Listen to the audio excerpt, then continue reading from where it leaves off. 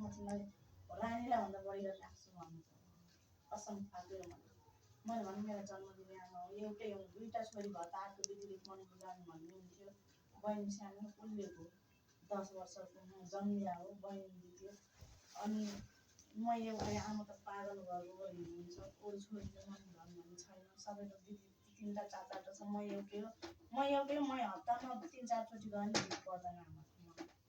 कति आउने फोनमा बोलेपछि त कति आउने खालि भन्नु अनि त्यस्तो आमा म सधैँ त्यागेर बस्न सक्छु सक्दिनँ त्यही भएर सक्दिनँ त्यसो भनेपछि दुईपट्टिको बराबर मान्नु उसले त आफ्नो आमालाई वास्ता गर्दैन म त्याग दिन्छु मेरो दाजुभाइ आफ्नो त कोही चाहिएन त तिमी भएपछि म तिमीले पनि त्याग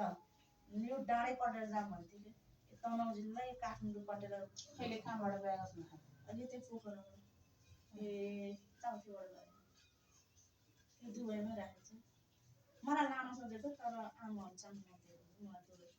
तिमी दुबईमै पक्को गरेर बस्छ भने मलाई लान टिकट सबै बनाइसक्यो साउथ एरिया छोरी कतन बिरोड होइन चौथी गयो कहाँ साउथ एरिया आफ्नो मान्छेको त्यहाँ बसेका आफ्नो आमाहरू भाडामा बसेको होला घर त होइन होला मैले देखेको छैन अब भएको अरूले भने सुनेको कुरा भने छोरी कतन बिरोड घर त होइन आमा भाडामा बसेको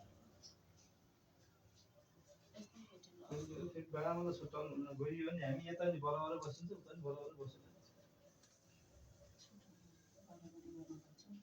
अनि बच्चाहरूलाई टाइम भेट्न जानुपर्छ पछि परान्तमा के पर्छ टाइममा भेट्न जानुपर्छ तपाईँले पनि त्यस्तो गर्नु हुँदैन तपाईँले पनि किनभने अर्काको माउ खोसेर ल्याएको जस्तो हो नि त भाइ किनभने तपाईँले त्यस्तो गर्नु हुँदैन किनभने हाम्रो गाउँको एउटा आफ्नो छोराछोरीहरूलाई नि हेर्नुहुन्थ्यो उताकोलाई नि हेर्नुहुन्थ्यो आफ्नो छोराछोरीले अहिले वास्तै